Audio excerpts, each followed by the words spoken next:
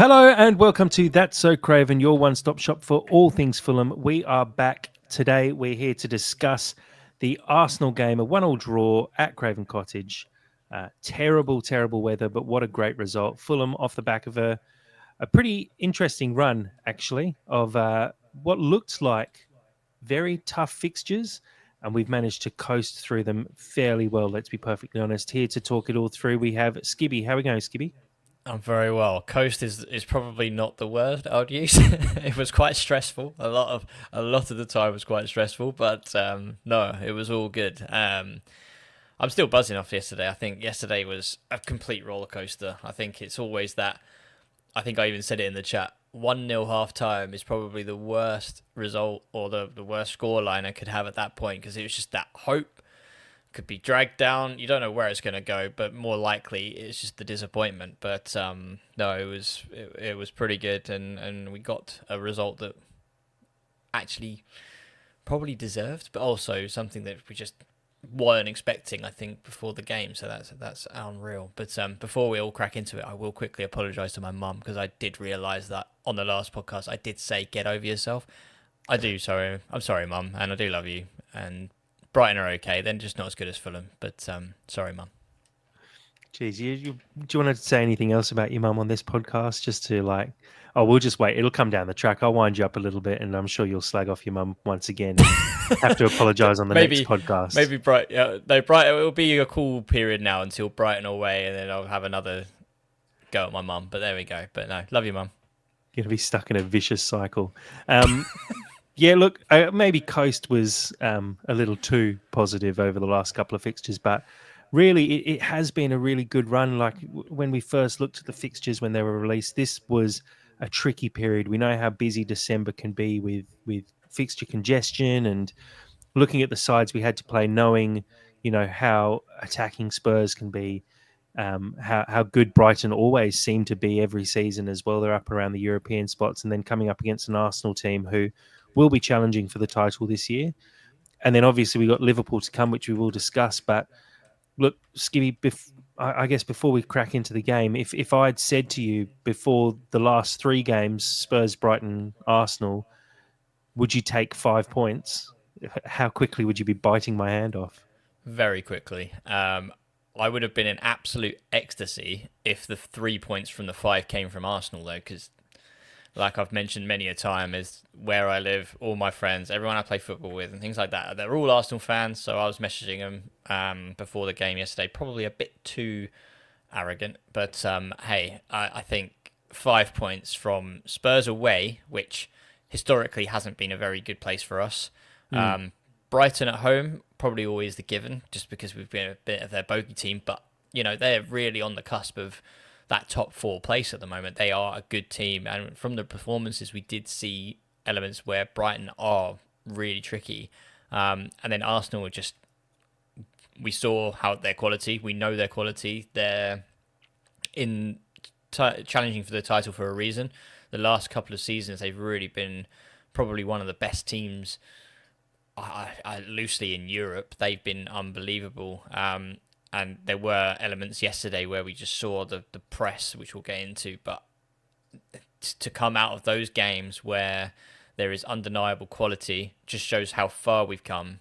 And not to mention the fact that we've also had to rotate a little bit as well, just because of, we played, I think it was the Sunday, the Thursday, and then a Sunday. So literally 3 games in a week has been a big ask for the squad. But the fact that we're able to rotate with similar sort of skill levels, and basically we're not making the team any weaker. What I'm trying to say, when Tete comes out, Castagna comes in, Adama's come in for the injured Nelson, who was also tired and couldn't play against Arsenal anyway. But the fact that we've got Muniz and Raul rotating, yeah, fair enough. One of our strikers is outscoring the other quite quite especially, but the work rate that's coming in from the two strikers is second to none. Like, Muniz has been outstanding, I thought, in the game that he played against Brighton. So I think I would definitely take 5 points. I think that's probably I mean, the minimum I would have probably taken from this is probably 3 points, if not two. Mm. So 2 or 3 points, I think, is the minimum. Like we could have, I was confident that we'd get something from Spurs just because they've been failing. I think Brighton, just given our history, and I pretty much had written off the Arsenal result. I was confident going in because I do think that we can beat anyone at this point. We are challenging. We are taking the game to any team in this league. But I do feel like Arsenal would have been a step too far. So a draw against Brighton, a draw against Spurs, that probably would have been the minimum that I would have expected realistically. But the fact that we got 5 points from these three games and we're unbeaten against Spurs, Brighton, Arsenal is absolute credit to Silva. And we're coming away from results. The 1-1 against Spurs, we came away kind of disappointed that we didn't win that, Mm. and that is all credit to Marco. He's making us believe again. He's taking us to a new level, and it is a project. It is going to take time, but we're actually now starting to see the rewards of that project, and we're now starting to see that we can break that top 10, if not that top 7, and start thinking about Europe more realistically. We joke about it. I'm sure everyone's like, we get a result against the top team and we're suddenly like, well, get your passports out. But it's actually starting to become a bit more real now that we're halfway through a season, and potentially we could start seeing Europe being more and more of an actual realistic possibility. I think it's absolutely not out of the question, and it sort of stands to reason when I look at this run of fixtures and sort of you know Spurs, Brighton, Arsenal.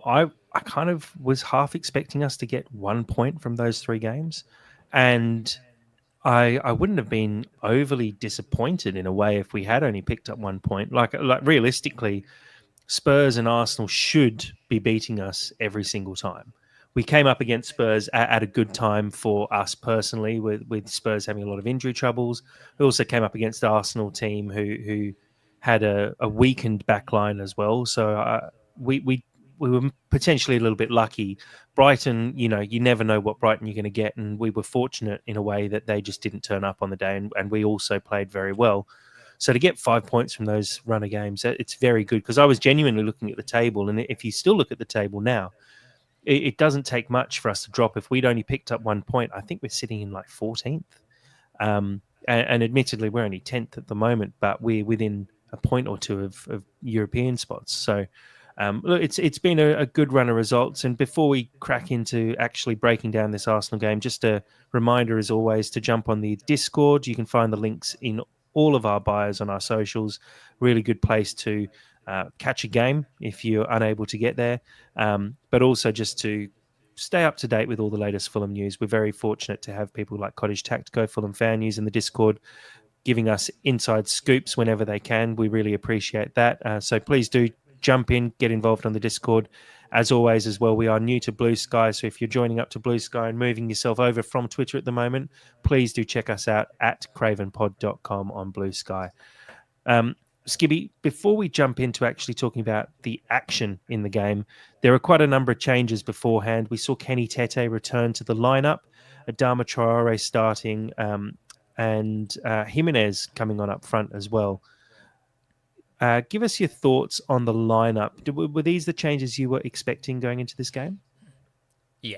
No, I think absolutely. We know that Tete is fantastic in a one-on-one duel, and it made sense for Castagna to sort of take a bit of a run out to give Tete a rest against Brighton. So, when you look at how Arsenal sort of break teams down, they don't really have an out-and-out striker. They've got, Havertz, Odegaard kind of almost like false nine. People are probably going to correct me and go, no, it's not a false nine. This is a Turrequista, and make up some words which I don't know from Football Manager. But anyway, in my eyes, it's a false nine. But basically, we don't have a focal point. All the work comes down the wings, and Saka just being that single point against Robinson was always going to be a key duel. But for me, also Tete being either taking on Martinelli, Trossard, but in this instance was Trossard, just trying to keep him quiet and just being that kind of aggressive defender, which he is, was a very key move by Silva, I think, to give him a bit of a rest. But I think Adama coming in was just the natural for me, because when we're looking to sort of break against an Arsenal team who are very heavy on the press from the front. I mean, his pace would have been key for me to get over the top, get at a weakened defence that you mentioned for Arsenal. So Thomas Partey, the central defensive midfielder, coming in on the wing, I thought, that I was salivating at that. I'm not going to lie. I was thinking that we're going to try and get the ball to Adama at every possibility. Look for the overlap from Robinson and really make Partey work, which didn't seem to be the case. But on paper, that was what I thought. But Lukic Berger in the middle was very smart. And I think in these sort of games, we think about, or we saw earlier in the season, where we would have Lukic and Berger as a double pivot, but then Smith Rowe would drop out for Pereira because he's got a bit more of a work rate defensively about him. But we did see Smith Rowe get given that opportunity. And personally, I do think that was more of an ask from him to Silva to, he's got something to prove. He wants to let Arsenal fans know that they made a decision to let him go, which was incorrect. So I did think that, he was given that opportunity. And it was quite interesting actually seeing, as he lined up, that, he normally gravitates to the left-hand side to sort of cut in, but we were seeing him a lot more on the right-hand side, which was obviously to sort of combat when we had the ball. We would be in a back four, but when we lost the ball, we would drop into a back five where Tete would go more central. Iwobi was right back, and it's almost like we had he would drop into centre midfield and try and protect that right side. He didn't look comfortable, but hey, that's what we went for, and that's what Marco's ask. It wasn't his fault. I think that was definitely Marco's ask for him, so it was a bit more uncomfortable. But I think it was the 11, I think, at the time that would have been my choice. I think if I would have my full kind of my take on the 11, I think would be that Andreas would have come in instead of Smith Rowe. I just didn't think it was kind of game that Smith Rowe would fit in. But that defence with Kivior, Timber at left back and Partey at right back, kind of ahead of the game, gave me the reminiscence of the old Man United game where I think we won 3-0 or 2-0 when they had Carrick at centre back. They had a real makeshift back four, and you're just thinking, this is an opportunity where we can really get to them. But all credit to Arsenal, their defending from the front was a big ask. But I think it was the right 11, and it was interesting to sort of see the battles on the field as it came to be. An interesting one that Elton and I were discussing. We watched the game together, and after the game against, after the last game, Silva went out of his way to say that Muniz had sort of seized his opportunity when given the chance coming on, had played really well, and we've seen a lot from Muniz when he comes off the bench, and obviously Jimenez, he did score in the Arsenal game, but do you think Muniz was potentially a bit unlucky in being dropped after what I thought was a very good performance? And also on top of that, I guess were you surprised by that decision? Because I would have thought against what is quite a physical but also a makeshift Arsenal defence, maybe the physicality of Muniz would have worked a little better from the off. Yeah, and I mentioned that in the last pod. I thought that we knew that Gabriel was struggling for fitness. We knew that Kivior was the centre-back coming in, and I thought that if we were to put a real physical striker on Kivior or even Saliba, I don't think sometimes Saliba doesn't want to be in those sort of positions. It would have really put the cat amongst the pigeons, and I think really, especially with their high press, sometimes we're just going to have to let Leno go long up to the striker. I thought that Muniz would have been the perfect personnel to sort of be that sort of nuisance, just real in your face, elbow swinging type kind of striker. But you know what? Credit to Raul Jimenez. I do think that he actually did the Muniz role quite well, if I'm honest. I did think that he was putting himself about a bit. He was taking the ball down. He was sort of linking up the play. And I mean, even for the goal, which we'll talk about in a bit, but I do think that he was able to chest the ball down to Iwobi, I believe, or Smith Rowe it was. So he was doing the things that we see Muniz do, but then also adding the goal to the performance. So it's a real conundrum at the moment that you've kind of got one striker who is putting a load of effort in, to sort of no real reward, but then you've got a striker who's now starting to be that more physical and play to, not to play to his strengths, but play to the team's strengths, and still adding goals to the game. So I think that, yeah, unfortunately for Muniz, he did play very well against Brighton, but I do feel that, that Jimenez, by adding goals to the game, but also doing similar actions to how Muniz would sort of take the attack, it's now Raul's to lose, unfortunately, for Muniz. But it was a surprise, and yeah, like you say, the comments were really glowing from Marco. But I mean, as the game played out, we saw that it was the right choice, if I'm honest. Yeah, well, let's go into the goal, and it's interesting because, like I said, right from the start, we were sort of debating quite hotly and almost trying to work out why Muniz had been dropped for Jimenez, because it almost didn't really make sense. And I guess, really, in hindsight, it was just pure rotation in a similar way to Castagna coming in for Tete. But for the goal itself, it's down to Jimenez's smarts, I'm going to say, and you get that with your experience to know that the defender, and I can't remember off the top of my head which Arsenal defender it was. It was Kivior. It was The one that Kiwior. he ran off. He's just completely ball watching there. He sort of checks over his shoulder right at the very start, and then completely loses Jimenez, who runs in between the defenders perfectly. It's a great ball from Kenny Tete, who I think that was his fourth Fulham assist in Oh, total. really? He's not known for assists, to be fair, Kenny Tete, but it is a perfect ball into his stride. And I actually think the Arsenal defence should do better there. I can't remember again who it was coming across. This is what happens when you watch a game at 11 o'clock at I night. believe it was Saliba, but I think it was Saliba. He seems to stand off for a second and maybe expect Jimenez to cut back, and Jimenez takes it quite early, really. He probably, well, I think Saliba was expecting him to take another touch, but Jimenez hits it early. Raya, I think, probably should do better there. It's a good finish. It's not the best finish in the world, and I think a world-class keeper like Arsenal seem to think Raya should be saving that. But look, it's a really good start from Fulham, off to a 1-0. With in a game, I think, and it's something that I mentioned in our chat. We've complained about Fulham not being clinical enough this season, and to see us take our one chance when we get the opportunity, I think that it just filled me with this sort of confidence that we're actually getting better and better week in, week out, and we're learning from our mistakes, if you will, where we've dropped points from not being clinical enough. Now we're getting into those positions, finishing well, and at that point, it was just attempting to hold on, basically.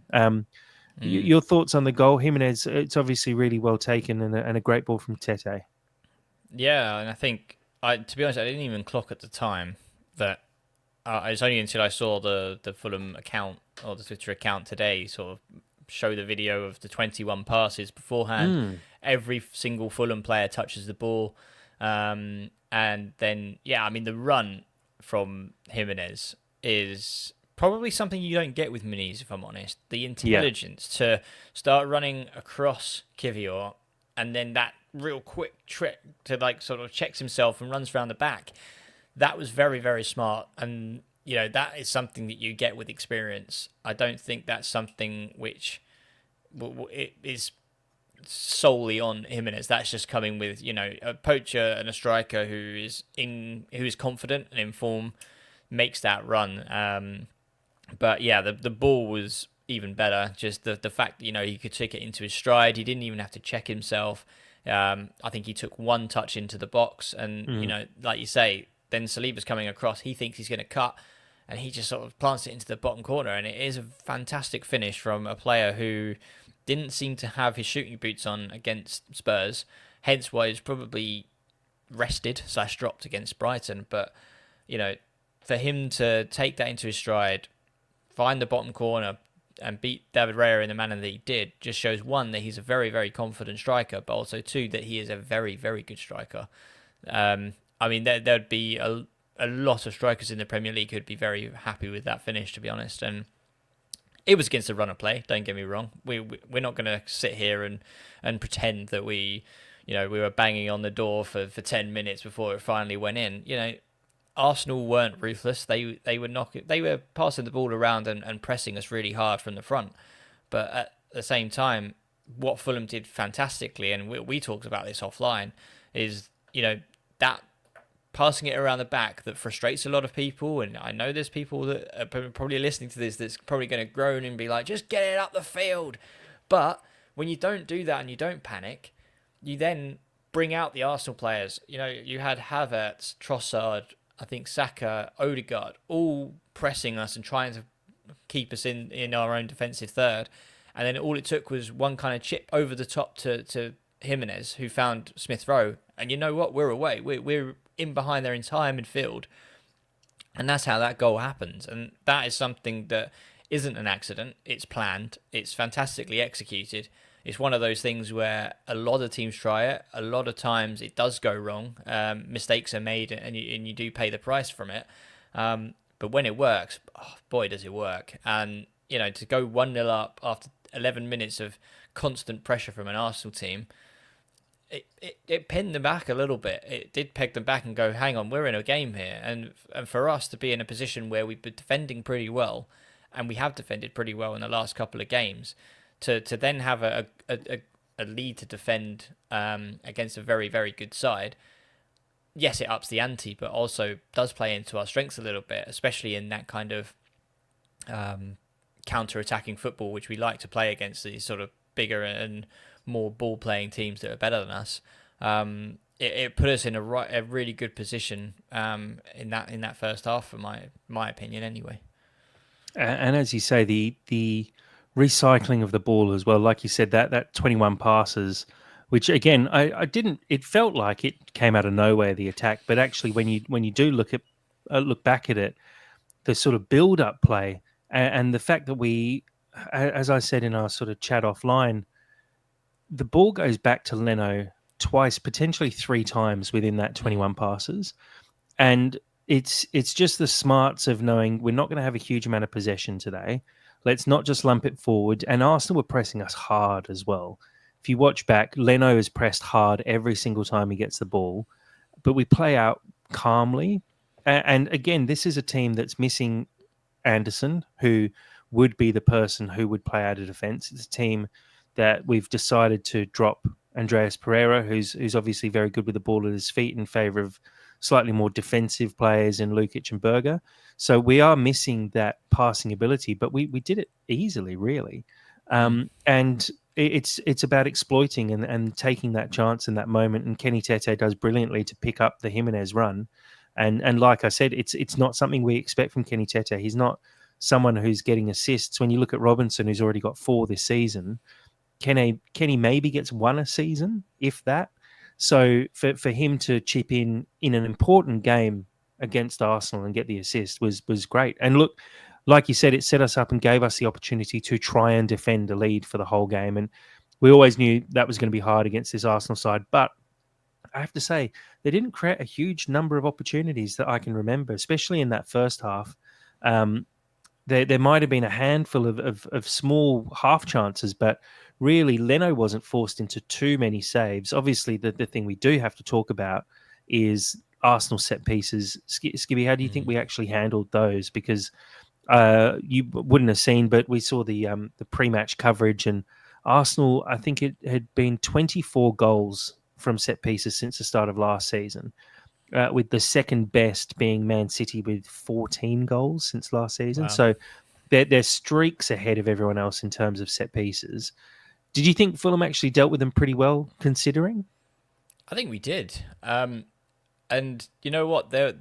You saw that they clearly been working on it. I think there was 5 players at the back of the box, and then they would do this weird kind of shuffle, and then slot in. It was Mm. like it was almost robotic at times. Especially on the free kicks from out wide, you see they all Yeah, start at the back and then they all go and stand next to a player, which it makes was just no weird. sense really, because why wouldn't you just stand next to him in the first place? But it does work. Whatever they're doing works. It works. I don't know why, but I mean, first half we had a game plan where we clearly put Adama on Saliba, and basically, what was really funny was, I'm quite a fan of the NFL, so I do understand certain aspects of what Adama was doing. But when you've got a player that big, they don't have to just they can't don't have to grab or anything. It's all about blocking, and it's all about just leaning into. And Saliba was trying to get around him, and he was just standing there, leaning No his shoulder chance. in, just leaning his shoulder. And there was a point where I think his boot caught the astroturf, and he just slipped off the pitch, and it wasn't Hmm. a foul because he was standing in a weird position, but he just couldn't get out because of the way that Adama was handling him. But I mean, my dad made a fantastic point, I thought, which was, they all would stand and crowd at the back of the box. So why not just form a line of Fulham players at the back of the box with a wall across the box, and they can't get around you because they'd have to go up towards the towards the halfway line to get around to get the ball, and by the time the ball's in, they won't be there. So that would have been quite a funny way to just completely stop them. Is just all create a line and just link arms and just keep them at the back of the box, and then Leno can just come and claim it. But yeah, I mean, that would have probably been too suicidal, but it would have been very funny if it happened. But you know what? They put the effort in and it works. But I think the first half, I don't think we actually saw a real clear chance from a set piece. I thought that Leno was able to punch it clear. I think Berger, Mm. Diop handled it very well. We've got big lads there now who are able to get the ball clear. But it's clearly a threat, and I do think that we handled it very well in that first half. Yeah, I think their best opportunity from memory was one that Saka swung in, and no one actually got anything on it. It sort of bounced, or did it bounce near the front post? And Leno had to make a sort of punching save from it. But yeah, it's interesting because I watched a few little explainers of how Arsenal set pieces actually work, and it's just effectively pure chaos. They Mm. overload the 6 yard box and just kind of cross their fingers, but it works because as Jim says on our live stream on YouTube, um, the reason they score is they've got a lot of 6 foot plus players who are good at heading the ball, and they've Mm. got a couple of very good players swinging the ball into the box. When you got Saka and Odegaard putting in corners for you, you're always going to create opportunities. And look, I agree. I think we actually defended them pretty well considering how strong they are from corners. Um, we'll talk about the goal that we did concede, though, which was from a corner. We obviously had sort of got used to the fact that they were attacking in the middle of the box and forgot to pick up the man at the back of the box. Mm. I think it's Havertz who heads the ball across, and Saliba's Yep. there just to stab the ball in. Uh, would you call that a moment of uh, sort of a switch off there from Fulham, or do you think it's just you know a good corner routine and good technique? I'd have to watch it back to call it a good routine. I think for me, they've just kind of looped it to the back stick. Nobody's picked up Havertz, and then I Saliba's think on they his had own in the middle. four people free at the back post as well. Havertz is just the one who manages to get his head on it. I guess it's probably because it's probably the rinse and repeat that we were talking about. So they all stood at the back post, and then they would all make a run to the front post to try and get a flick on. So maybe it was just the one time that they didn't run, and we were all expecting them to run to the front post. But I am an absolute hater. It's really come back though. I mean, you might be telling me it's wrong, but zonal marking, I completely hate. Have you noticed that it's now come back into fashion? Well, I was, like I said, watching this explainer of the Arsenal corner technique, and they were saying the problem is you can't man mark because they put everyone at the back post, and so if you man mark, all they Mm, do is they leave everyone at the back post, and they have two men sitting on the edge of the box, and they run into an empty box, and you've basically got one on ones in yeah. an empty box in the middle. So that's where it's quite an effective and interesting sort of technique. And then what happened with the goal we conceded is half of the players run forward, and because you're zonal marking, you're told to basically stand your ground, and so no one's Yeah. following anyone into the back post. And that's what Arsenal do quite well. Is they basically said if Arsenal can beat the first man, they're always a chance of getting something from here because they swing it in to the near post and try and get something on it, or they put it to the back post and head the ball across, which is exactly what happened. Havertz gets the ball and Saliba's just waiting there. And look, the offside was fractional. And at first I thought we'd actually got away with one there, but it is Robinson's foot that's just planted, sticking out and plays Saliba onside. It's slightly disappointing, but at the same time, Arsenal had 6 corners, and that was the only really good chance I think they had from those 6 corners. So, can you be overly disappointed? No, no. I mean, and going back to the zonal marking thing, I mean, the reason I hate it is because you do look really bloody stupid when it doesn't work. Because I mean, you must have seen the Man United goal against Forest recently, Harry where Maguire at the back Harry post. Maguire's just standing there doing a T pose, and they've just scored, and you're like, what, mate? You are our biggest defender, our biggest header of the ball, and you're just standing there doing nothing. And I think He's standing this watching is people run why, past him, basically. yeah, and this is why I hate it. And I think if you look back on corners that we've conceded or set pieces that we've conceded, because we're doing zonal marking, there's always a sort of a mismatch in the matchup. So if you look at some of the goals we've conceded, I remember one being Smith Rowe was out jumped by someone. Like, why is Smith Rowe probably one of our, no offense to him, but he is the weediest and probably not the most aerial threat in our Fulham team, but he's the one who's marking the big man in the box. And I've seen some other ones which just absolutely blow my mind, and I'm just thinking, right, in this case then, if we're going to do zonal marking, fine, but we do need Diop to pick up Saliba. We do need Berger to pick up Havertz. We do need those matchups. And I don't care if it's like, Berger's fantastic at clearing from the front and then you Diop at the back. But, I mean, pick up the threats and then everyone else can do the zonals, right?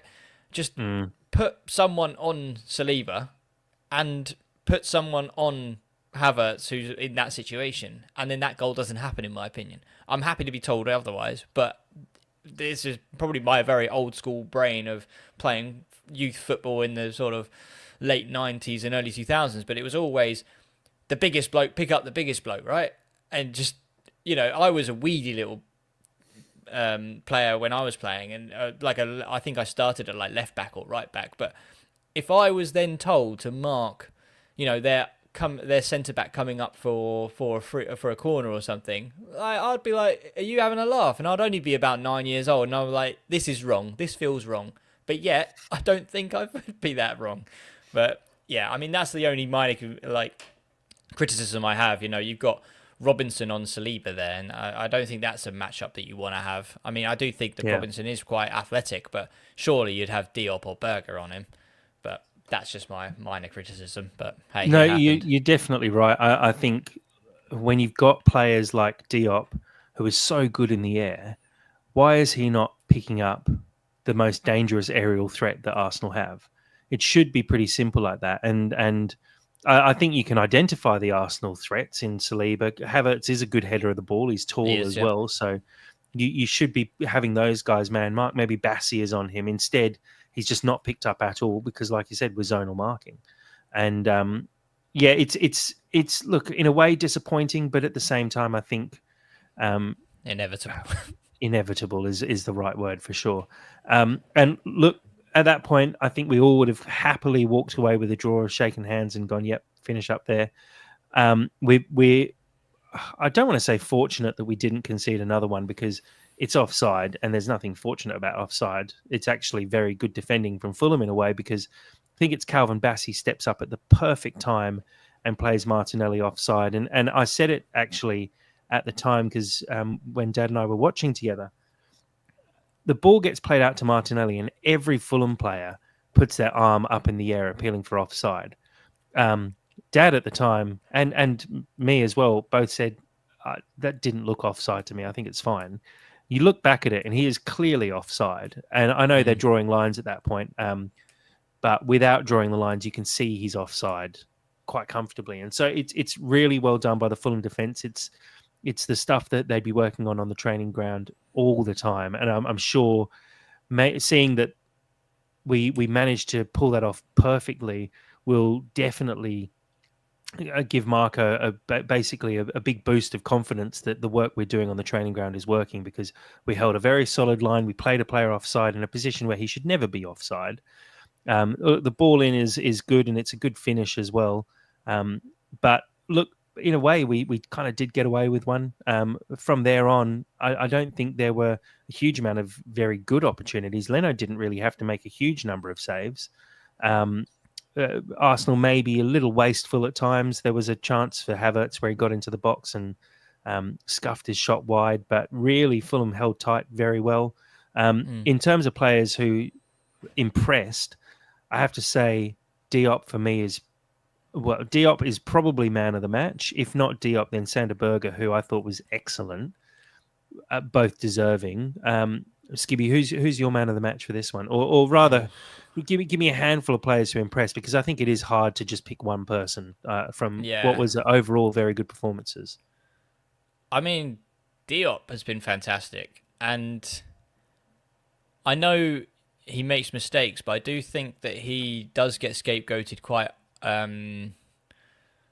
unfairly, I think is the word. It's just, for me, he does. It's just, I think the Dave catchphrase, you should get it printed on a t-shirt, which is whenever Diop makes a mistake, it leads to a goal. But it's just unfortunate, really, that is the case. But on his day, he is a really good defender. Yeah, unfortunately, he's not as good as a ball-playing defender as Anderson, but he was outstanding yesterday. I think he was winning everything. There was a moment where I think Havertz sort of got the ball on the edge of the box and tried to turn in the first half, and Diop just came steaming in, slide tackle, injured him in the process, which is fantastic to see. Not majorly, just a bit of a sore toe. Yeah, just enough to be like, yeah. What was there a quote from Harry Potter? It's like Dobby is like to seriously maim, or like, not harm. I need to harm, but not seriously maim, not kill. Basically, that's what we want from Diop, just to sort of let him know you're there early. But for me, he was just everywhere and just winning everything. And he was, what we've seen from him previously is some really poor decisions, I think.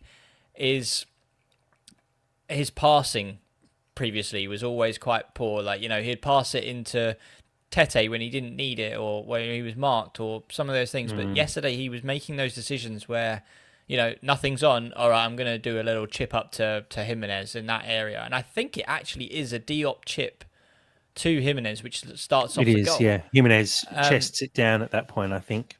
But yeah, it does originate from Diop. And you do see him as a bit of a leader, from what I see, that he is sort of trying to be that guy who controls that back line in a way that I don't think Bassi could. Not to discredit Bassi in any way, but I do see Diop as more of a leader and sort of a bit more intelligent, maybe, in sort of controlling that back line. And you know what? It's really unfair, I think, if Anderson is going to be fit, that he walks back into this back line. I think it would be potentially another point where, like Lukic didn't walk straight back in. Maybe it's on the bench for a game or two.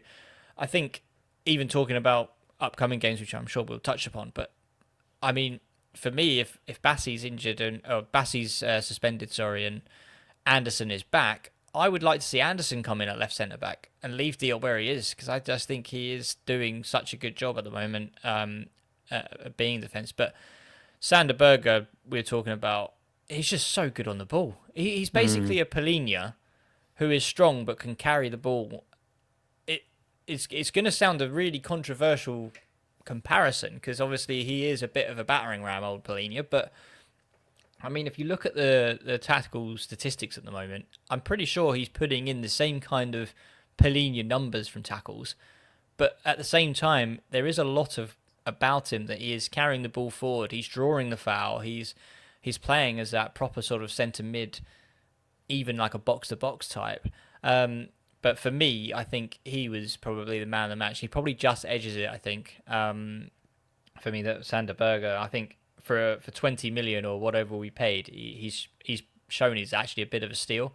I am a bit surprised though that on sort of the social media you see that, sounded really old there, didn't I? The social media. On social media, you see, Sander Berge being, people were saying that they were wrong about him. I didn't really see that many unhappy comments when he did sign, but I'm surprised that people are coming forward now, and fair play to you, you're eating your words, but for me, he was the missing piece, and we did say that he wasn't going to be a Polina replacement, but the fact that, him and Sasha Lukic together completes the kind of Polina player and more is something which we did suggest and we saw at the time of his signing. But you know what? I'm actually seeing a player who is a direct replacement for Polina at the moment. It's actually quite interesting that he is stepping up. He is being that absolute tyrant in the tackles like we talked about. But yeah, it's just that moment after we get the ball, it's not looking out wide for Willian or trying to sort of give it to someone a bit more creative that Polina sort of struggled with, but it's him carrying the ball forward and joining the attack, which is quite nice to see. It would be lovely to see him start sort of getting some goals potentially from either the edge of the box or from a corner, but that will come. But for me, I think he would have been the sort of standout. They were the standout too, I think, and Berger edges it, but I think a great defensive performance all round from the entire team, to be honest. Going back to your Polina comparison there, or I guess talking about the fact that Berger comes in effectively as a replacement for Polina, I actually think we've changed the way we play a little more this season. I think when we had Polina, he was a known battering ram, and you sort of play knowing that he's going to be there doing that, and people have to be around him to support him a little more, which is, I think, why Lukic sort of struggled when playing alongside Polina, because Lukic's strengths aren't sitting and supporting someone who, having to always get the ball and then try and find a better pass because Polina can't do that. It was sort of forced upon him effectively.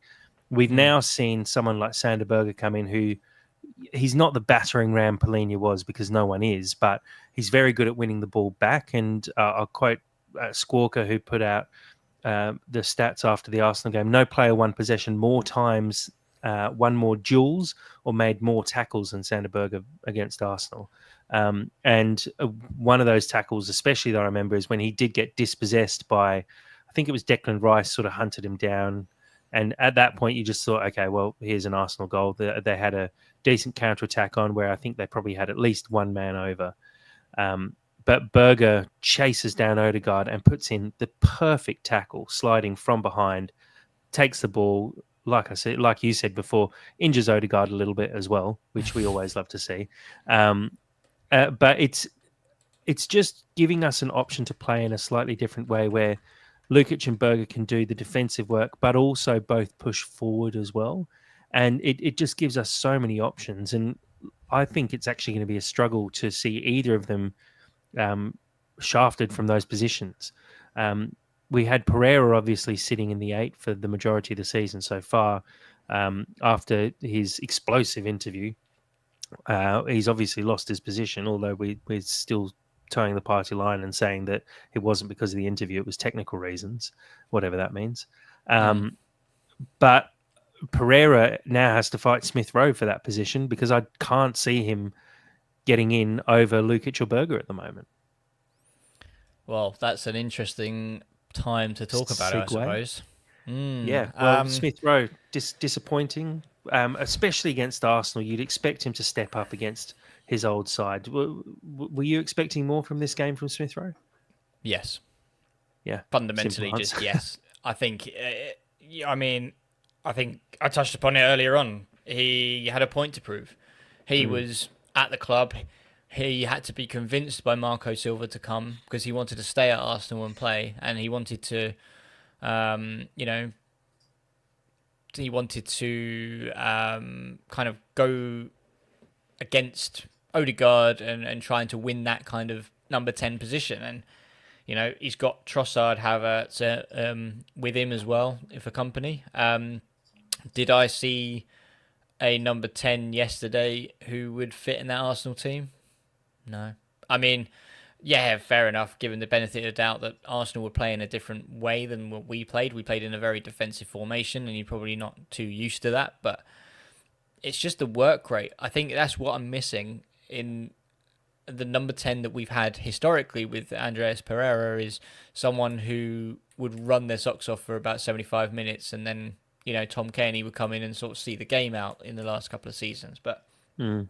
I think for me, it's just getting on the ball as much as you can to sort of help us bring the ball forward, but not also bring the ball forward, but also recycling and looking after the ball. I think that was the key point that we wanted. But then also when Arsenal are attacking, to sort of be in their face, try and win the ball back, and just basically play intelligently and defensively. But I just didn't see that from him. He was just a bit of a passenger at times. There was moments where you thought, if he could get the ball out of his feet and sort of dribble past maybe sort of Declan Rice and that, I mean, it would have been a way for him to sort of improve his sort of overall rating, I suppose, for the game. But it just didn't fall for him. And I will talk about that I mentioned before, which was it wasn't his natural, not his natural position, but also his natural role on the pitch, that he was on the right-hand side a bit more. He was sort of trying to block the space for where Iwobi had dropped into the wing, sort of a wing-back position, and trying to sort of pick the ball up there. He normally likes to come off the left, but he was on the right-hand side of the pitch this time. But, I mean, just taking Arsenal into consideration, it's also the last sort of 3 games, I would say, for Smith Rowe that it's been a bit of a hit and miss time.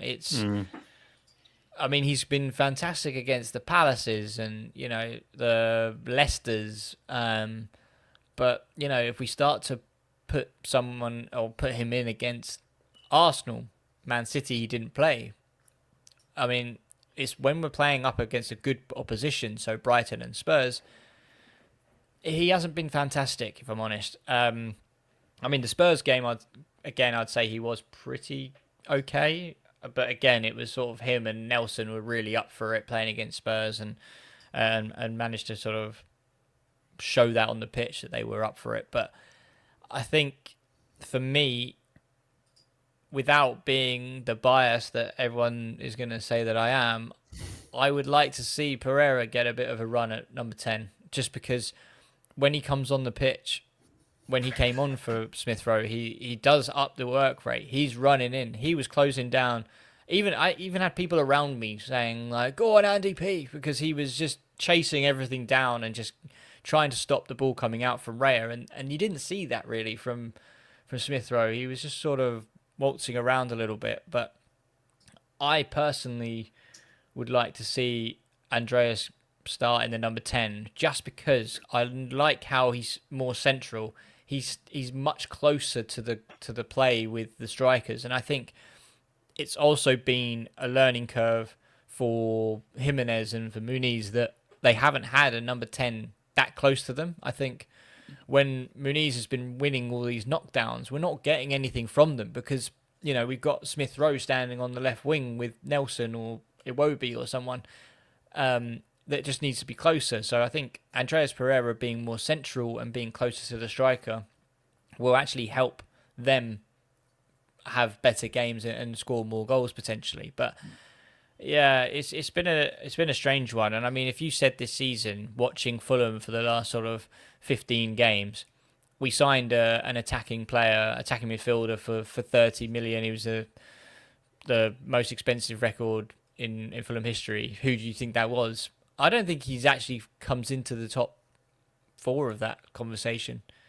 If you were an unknown to Fulham and you were watching the games, you'd probably say that, I think Iwobi is probably the one that you paid for 30 million, or maybe even Nelson. But Smith Rowe, for me, hasn't put in the £30 million performances yet. He should be the first name on the team sheet without question for that kind of fee. And the fact that I'm now doubting it doesn't really suggest we're getting our money's worth lately. I'll put it that way. I think that's fair. And I think similarly, the point you make, when Pereira came on, he looked it looked night and day. He was pressing really, really hard and putting in that effort, which is what we needed against Arsenal. And I just didn't see that from Smith Rowe.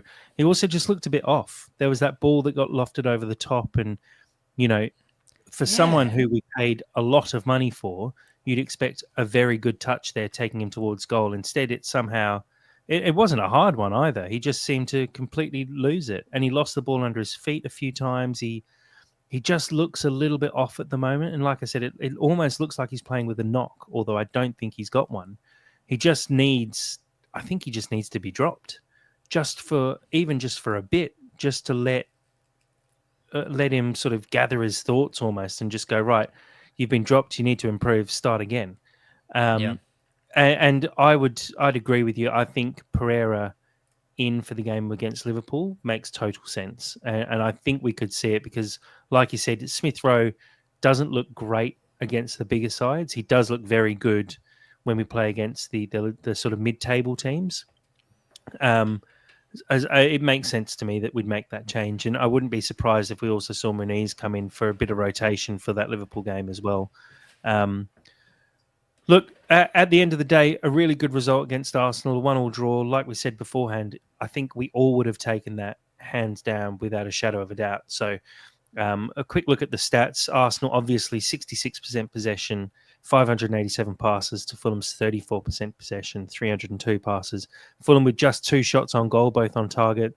Arsenal with 12 shots, just the 4 on target for Arsenal. I think we do have to actually look at that and go, we managed to keep Arsenal out for the majority of the game. They had 12 shots on goal. I think in the previous games they've topped sort of 20 plus shots on goal, and the fact that we kept them away with 6 corners in which you'd expect them to basically get shots on goal in all of those, we did well defensively, and it has to be sort of saluted as a very good defensive performance from Fulham. 10 fouls for Fulham to Arsenal's 9.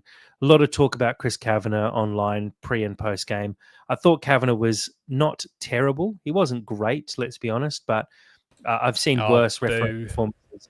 The yellow card for Jimenez for not going off the other side of the pitch when Martin Odegaard ran off for almost the exact same position and gets nothing, that doesn't make much sense. Didn't make me very happy because Raul Jimenez managed to squeeze into my fantasy team as well, and that was a useless yellow card to pick up. But look, he wasn't terrible. I don't want to see him refereeing Fulham games ever because I just don't think he's a very good ref. But it wasn't a shocking performance from him overall. Look, I mean, he obviously there's history, so He's there's a dick, there's all let's be honest. there's always going to be an agenda, whether it's real or not, just because tensions are heightened, just because we see his name and he's on the pitch. And I think there's very clear professional fouls from Arsenal that don't get a booking.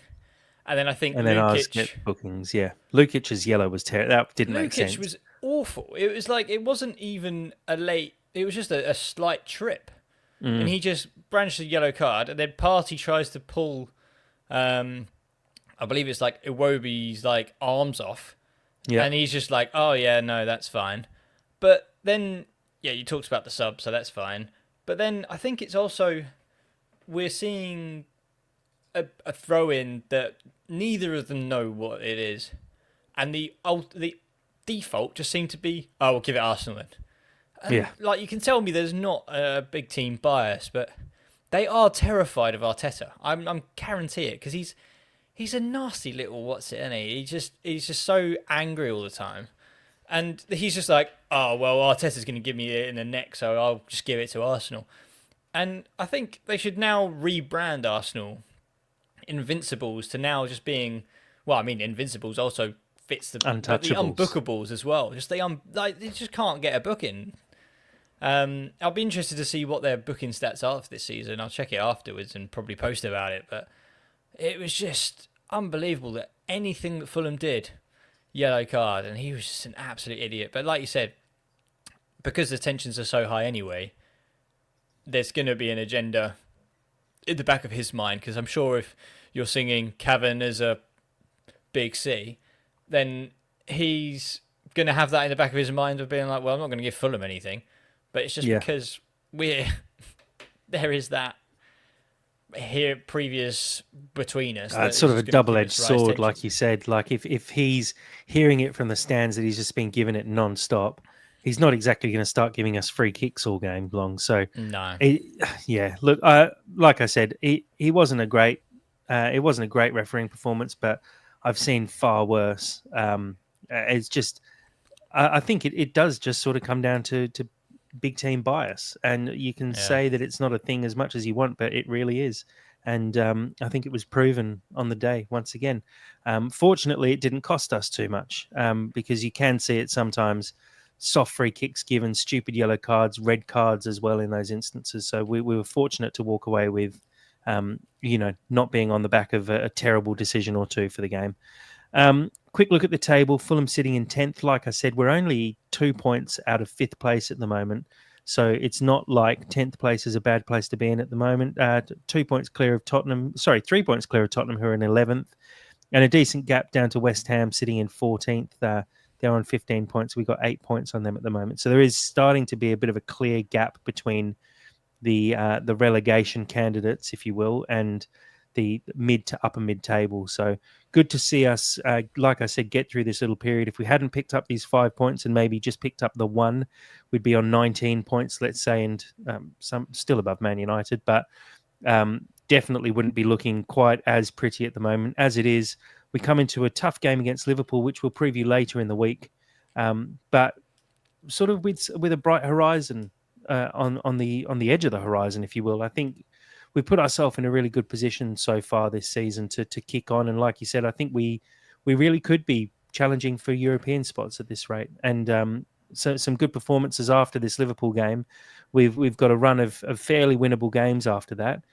Could see this Fulham team rocket up the league, and it's a hard one to predict this year. The fact that Brentford, who I think have been very poor, are sitting above us at the moment. Bournemouth, up and down. You see how good they can be sometimes, but how poor they are other times as well. Brighton, we saw, um, obviously a good side, but have the potential to slip up. Forest, I still think, are in a false position up that high at the moment. So and then you look below us at Spurs, Newcastle, Man United, all probably should be far above us at the moment as well, or expecting to be far above us. So there's going to be a lot of movement, I think, over the next few weeks. Be interesting to see how it sits at Christmas or in the new year, because I think we'll have a better understanding and the table might have settled a little bit by then. Um, Look, there's still heaps to talk about, it feels like. But before we wrap up, because we will preview Liverpool later in the week, just a shout out for the Fulham women's team who played their FA Cup third round tie on Sunday. A great game against Brentford. Terrible, terrible conditions to be playing in. So obviously the wind swirls around Craven Cottage a fair bit, but you can only imagine what it's like when you're playing in some of these smaller grounds where there's no stands to actually keep some of that wind out at least. Apparently, the conditions were absolutely terrible. A 2-1 victory for Fulham. Ellie Olds on the score sheet on the 48th minute, and Maddie Parsonson with the winning goal in the 73rd minute. That puts Fulham into the fourth round of the FA Cup for the first time in almost 20 years. The great thing here as well is that Fulham, fifth tier Fulham women's team, will now be in the draw against women's Super League teams as well. So there's a possibility, a very high possibility, of a Fulham coming up against one of the Premier League sides. And hopefully, what would be a very good day out, either home or away. If it's a home game, I really hope Fulham pull out all of the stops to get that game played at Craven Cottage, because it would certainly be a game well worth bringing your family along to. But Skibby, great to see this Fulham team, the only team in Tier 5 still in the FA Cup, to progress to the next round and come up Yeah. against some really top class opposition potentially. Yeah. And I mean, this is similar to sort of the men's game in terms of, you basically just grind out results looking to eagerly looking to when sort of the Premier League sort of bring in, just so you can sort of start to sort of test yourself and get that day out, like you say. So, I mean, I'm already thinking like, we could potentially go for that Arsenal away or Chelsea and just see see how it goes. Even Man United would be nice. I mean, I'm not sure what the girls are thinking, or whether they want to sort of test themselves, or whether they want to go on a bit more of a cup run. I mean, that's your question, is it? But then you've got to start fancying yourself. You got to start thinking that, you've got this far. Why not keep going and take some scalps on the way? So no, big up to the team, and big up to the girls. They're doing a fantastic job, and I'm hoping it continues. And yeah, I'm looking forward to the draw. Do we know when the draw is? Draw takes place at 7 p.m. Today, which is the 9th of December. So um, Awesome. I by will the be time keeping I an eye wake on it. up tomorrow morning, we'll be able to see that. It's actually live on the Women's FA Cup YouTube channel, so you can follow along on the draw there. I'm sure all of the Fulham women's team will be following that draw live as well. Because, well, a question to you: what would you prefer if you were in this situation? Would you prefer to be drawn against? I mean, Fulham are the only Tier 5 side left, but there's Yeah. not even many Tier 4 teams left in there, really. It's actually all Tier 3, Tier 2 teams left now. Would you want to play the only other team I see, actually, London Bees, who I think were originally affiliated with Barnet FC? They are the lowest ranked team alongside Fulham. They're from the tier above us in Tier 4. So do you want the glamour tie and potentially go and get a game at Old Trafford, for example?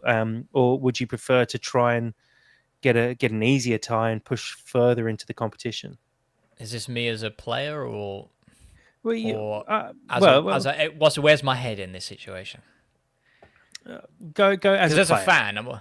as a fan, I always want the biggest tie, don't I? So like I want that sort of day out in the stands of places I wouldn't normally go. But as a player, I would probably fancy a similar level tie personally, because I think you'd want to try and keep the cup run going, just to sort of test yourself, but not make that huge jump. So obviously, Mm, getting a tier three, tier two would be not too bad. But if you go straight in a Super League, then you're probably taking a step too far too quickly. But at the same time, it's also that experience of, I had that opportunity of playing at the highest level, against some of the best players. Obviously, England women are one of the best in the world at the moment. So obviously, Chelsea are stacked, Arsenal are stacked. So you want to try yourself against those kind of players, but also look back on your career and be like, how great was that when we played Arsenal in the cup, and I had to mark Hemp or someone like that. But mm. it's a tough one. But I think as a player, I'd probably, in this situation where I don't want to count our eggs too much, but where we are quite comfortable in the league, so we could potentially push for a bit more of a cup run, and get more games in, and just sort of try and go a bit further. But I'm not gonna be disappointed if this round you get drawn against Arsenal, and playing against some of the best players in the world at the moment. So I yeah, it's a think tough as one. a known shirt collector yourself as well, Skibby, the thought of potentially being able to swap shirts at the end of a game with an England international would be quite tempting too. Absolutely, yeah. Fair question as well, or fair point from Jim here, and I don't think it's meant with any malice or any slight against the Fulham women's team, but as he says, the Fulham women, with the teams still remaining in the draw, quite unlikely to potentially progress. So maybe at that point, you do want a Super League team to be able to just say, this is our chance. Let's give it a crack against one of the biggest teams in the world and really soak up that experience. Um, Look, it's going to be exciting. I'm looking forward to finding out who we're drawn against, and I actually hope we pull one of the really big teams, and maybe the girls get a day out at the Etihad or Old Trafford, like I said, or Stamford Bridge, the Emirates, like one of those huge teams, and be able to have a decent cohort of Fulham fans go along. So please do, if you support the Fulham men and we get a big game against one of the big Super League teams, please do get down to support the Fulham women's. The ties. I'll need to confirm when the ties are played. Actually, I'll have a very quick look Mm. now. But what would The be ties will be fantastic though, played wouldn't it? on the So go on. 12th of January. So No. start the new year with a day out supporting Fulham women's. Um, Skibby, I think we can probably end it there. It's a lot to talk about. Like I said, we'll be back later in the week to talk about the Liverpool game coming up on the weekend. Anything else you want to cover off on before we finish up? No, the last thing I was going to add was how great would it be that my Fulham lady shirt becomes a, signed by an FA Cup winner. So go on, Mads, get that FA Cup. And Love that. I can add that plaque. I talked to her about the plaque. I said that we'll add the title winners, and then we can add the FA Cup winners as well underneath it. It'll just keep growing, wouldn't it? And then player of the season, goal of the season. Well, goal of the season's a lock already. I need to chat with Tia and see if I can get her to actually score one this season, so I can put her stats up underneath her shirt. Skibby, thanks very much for joining today, mate. It's been good to talk about a really good result and a good run of results as well at the moment. Everything Fulham is very positive at the moment, and it makes these podcasts a lot easier than when it's not. A pleasure having a chat with you today, mate. No, it's been fantastic, and long may it continue. I do love the recent performances, and I'm hopefully the festive fixtures to come to bite us where fatigue and fitness sets in. So let's see. Absolutely. Big thank you, as always, to everyone who's joined in on the live stream. We've had a load of comments flying through today. We really appreciate it.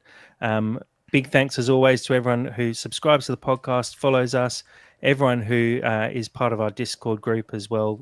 A huge thanks for all the support, as always. It's been a really great season so far, and really great growing those little communities. So we really appreciate it. Thank you again, everyone. Looking forward to talking about Liverpool later in the week. And as always, come on, you Whites.